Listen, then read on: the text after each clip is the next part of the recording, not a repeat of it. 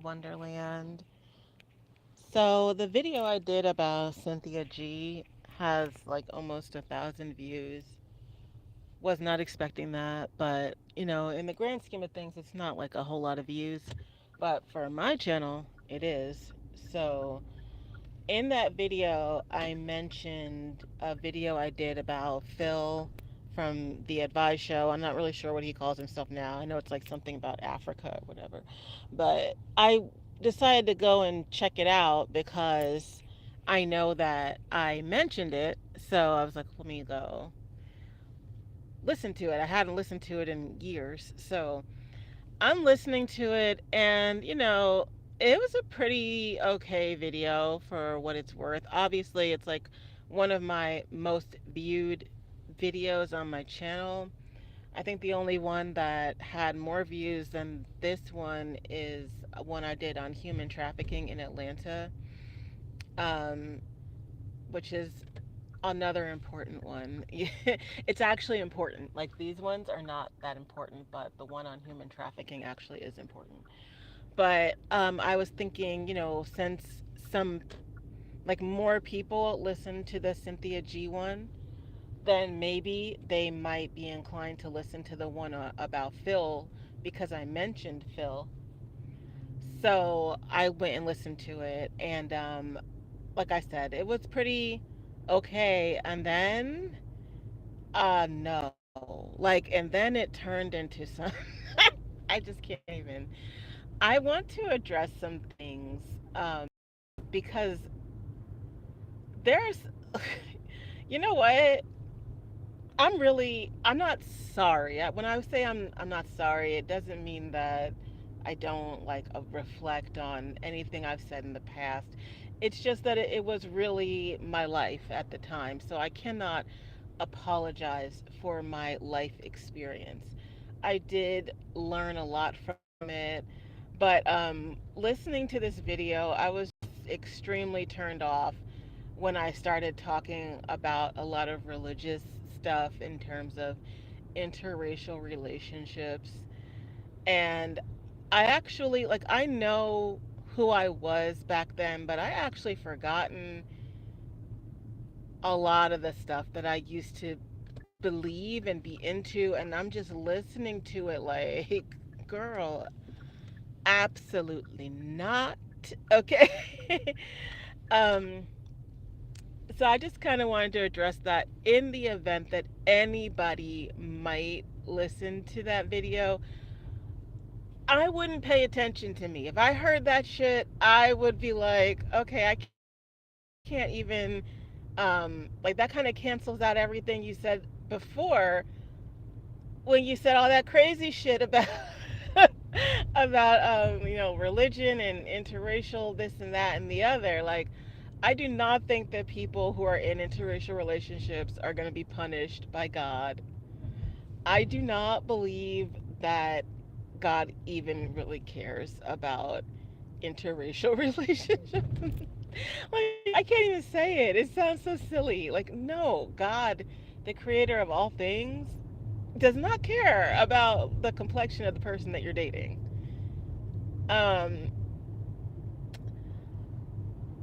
God is so big, okay? Like, we have to break it down into digestible pieces. Like, we're all made in God's image, right? We might care. We might care about race. We might care about race in its historical context. We might care about society and institutions that confine people based on race. That matters to us.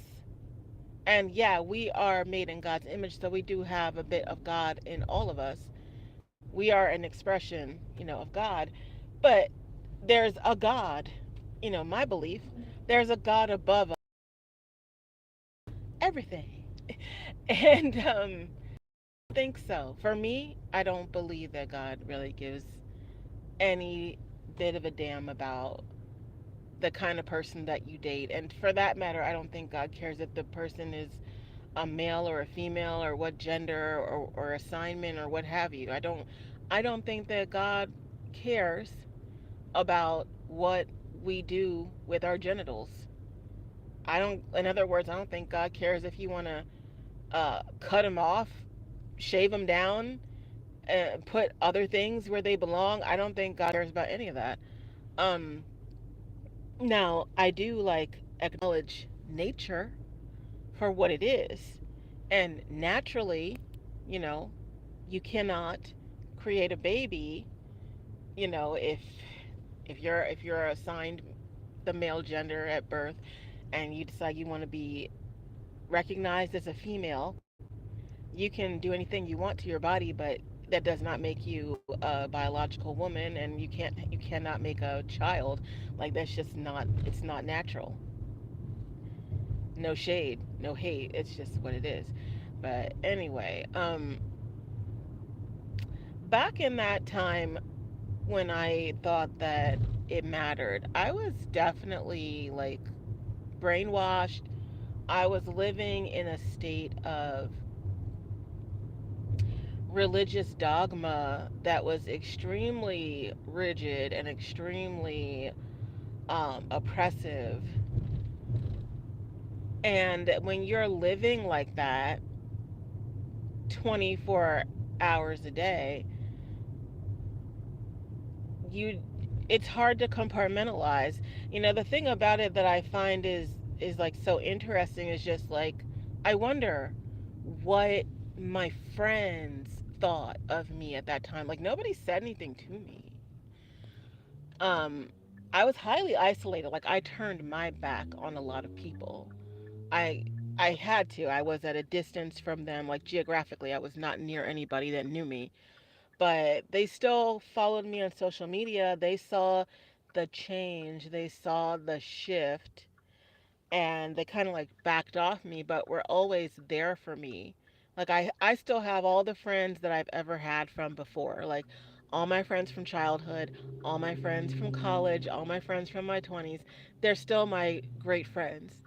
But in that time period in my 30s, when I was into the shit that I was into, they were not part of my life. They were kind of just watching it from afar and distanced themselves. Now, I didn't really notice they were gone anyway because I was so isolated. It was like it didn't matter. And I was definitely being fed information as if they were all evil anyway, and they were all calling me to the fire, that they were all a negative influence in my life, whether it was because of their race or because of their sexuality or something of that nature, there, or just because they weren't a quote unquote believer. That, didn't matter. They could be like a completely, straight black American descendant of slaves, but they don't believe what you believe. They don't believe what we believe. So you shouldn't fuck with them either. So yeah. So when you're just in that like feed, and this is why like most of the time I talk about mind control and brainwashing and things like that, because it's very real. This is not like just a one-off type of thing. You too are susceptible to it as well. It may not be as obvious as like a religious cult, but the things that you watch, the type of media that you ingest, all of it will shape your mind.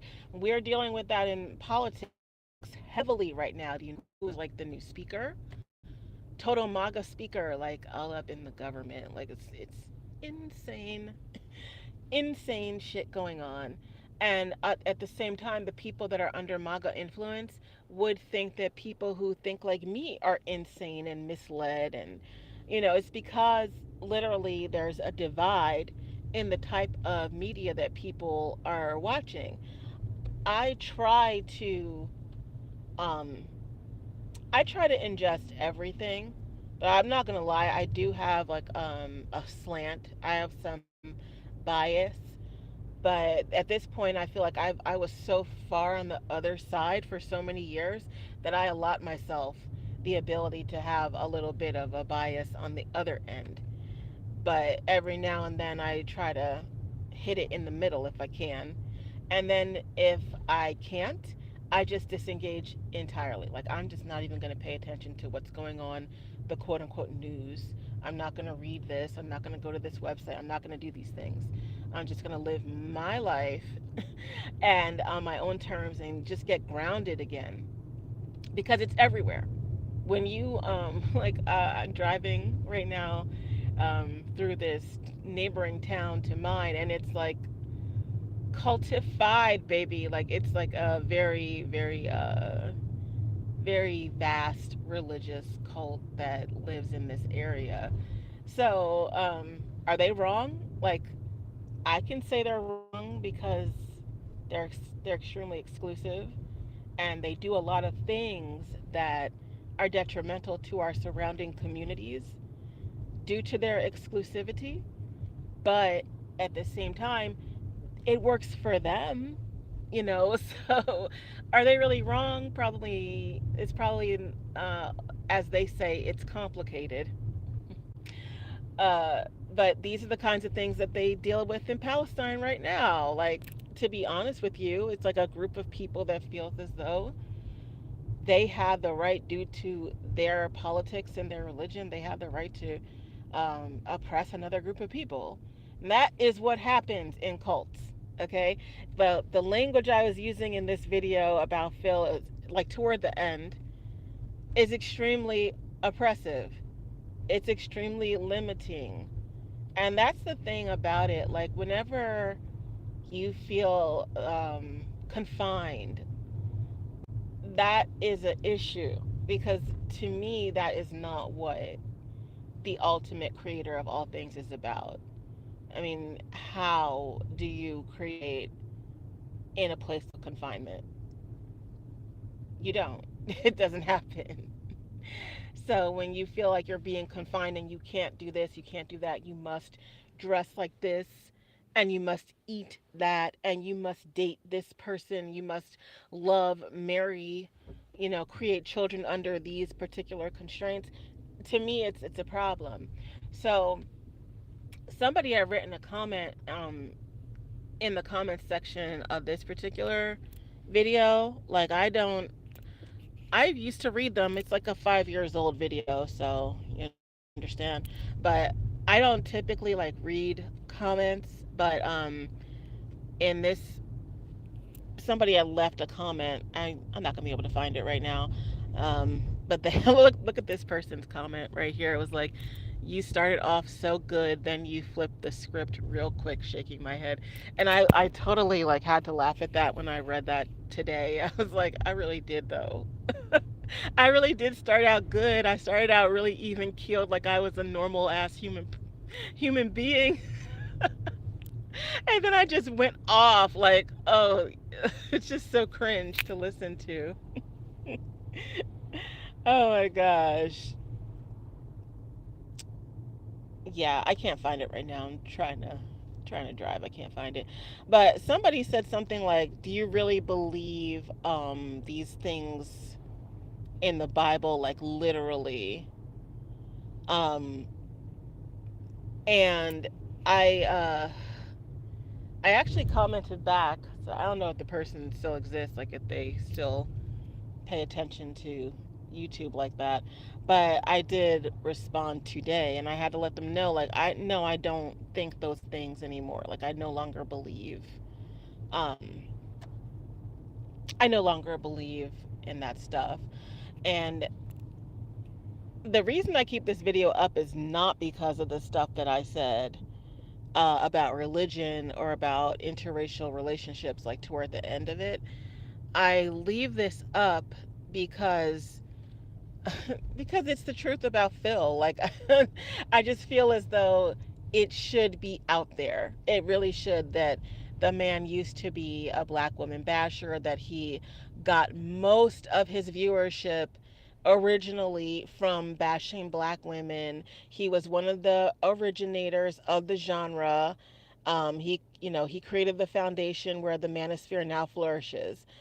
And, like I said in my video about Cynthia G, he has all right to grow and evolve and change. I'm just saying, I'm putting it on record that yes, he did participate in that. And that serves like multiple purposes. For one, it just sets the record as a fact. Okay, no, you're not going to run away from it. You did it. Two, it's okay. Like, you can change. Any of these men that participate in creating that kind of destructive content, women too, anybody who creates that kind of destructive content on YouTube, you can change. You don't have to keep doing that.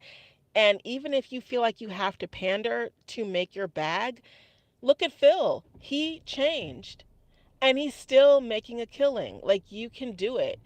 Um,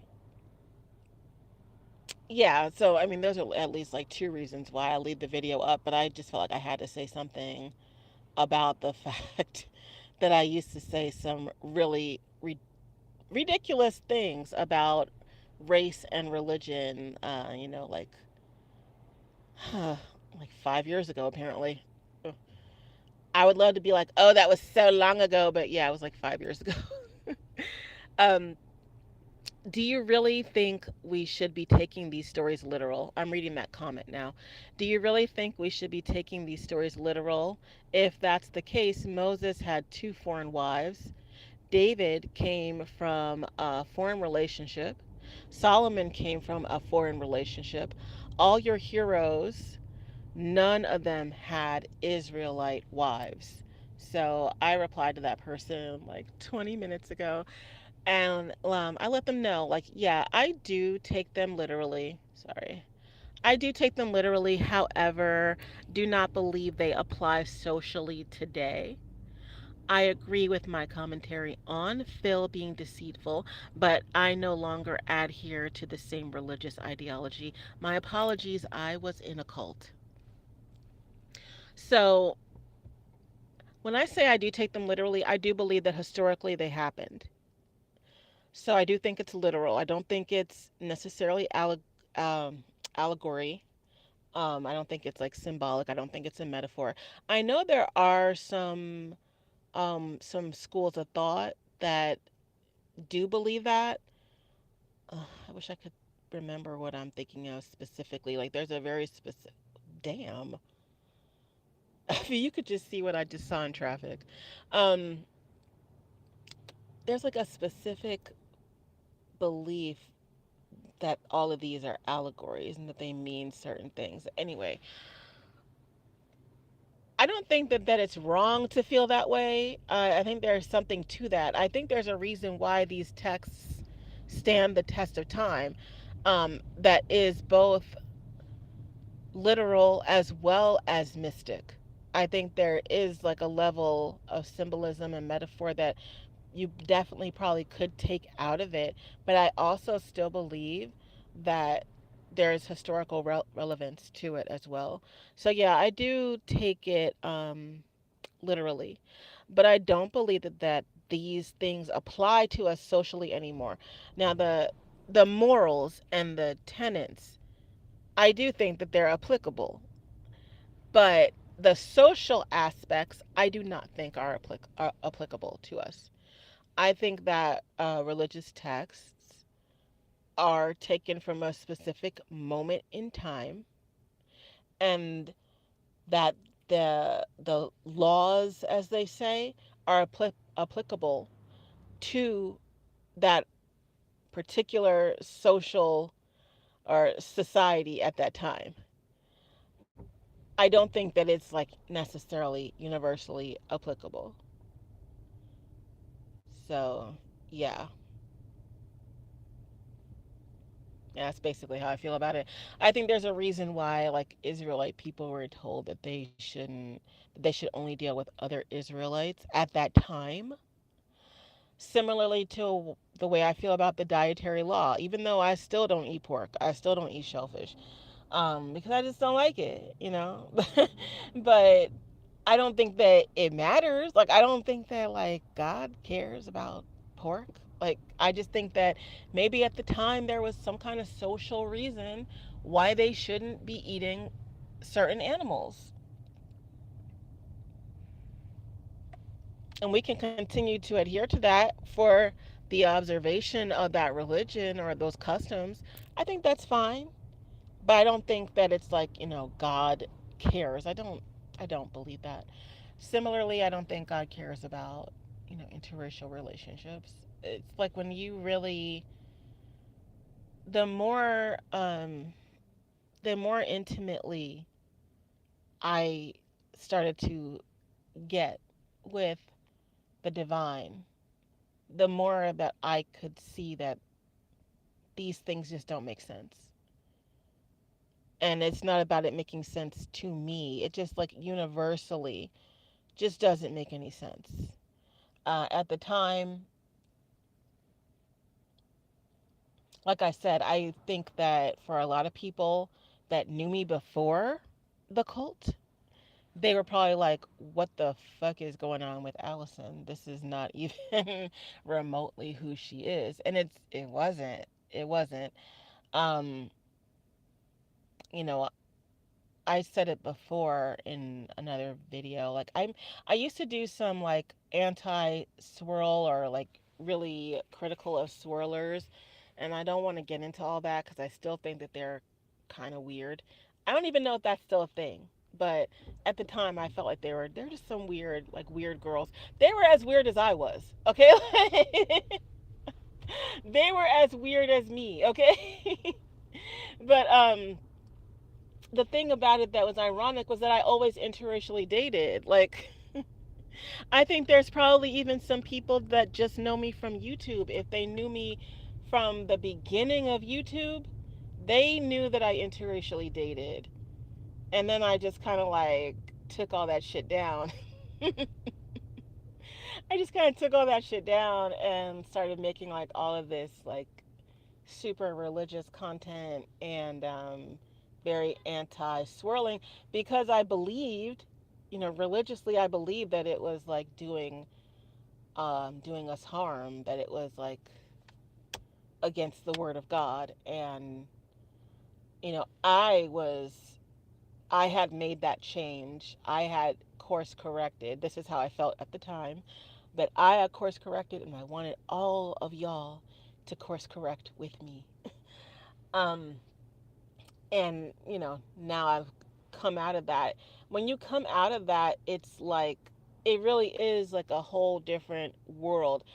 The power of our minds and our perception over our reality is so intensely real that you can at any moment you can take the reins to change your outlook on life. It all starts with the mind.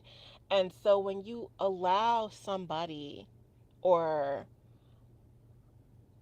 some politician or a political movement or the media or, it could be a person, it could be a movement. If you allow them to take over your mind, then they can take over your life. And that is something that I experienced. So, yeah, like looking back at that stuff, it's very like cringe. I'm like, oh man, I would not be proud of that. I wouldn't be proud of that today.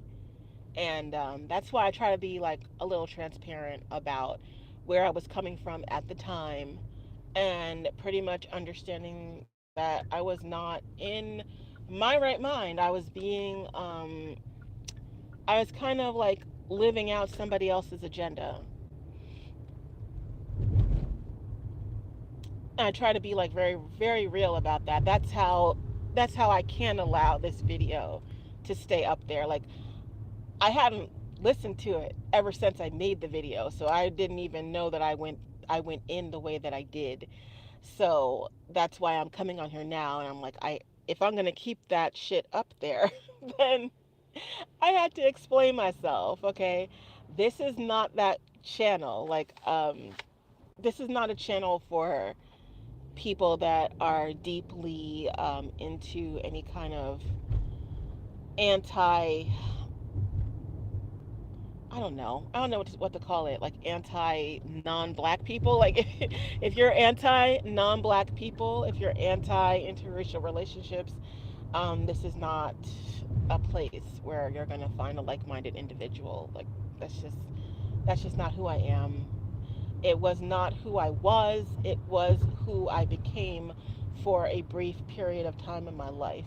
Even if I was to die today, I spent more time not being like that than I spent being like that. I just want to make that clear.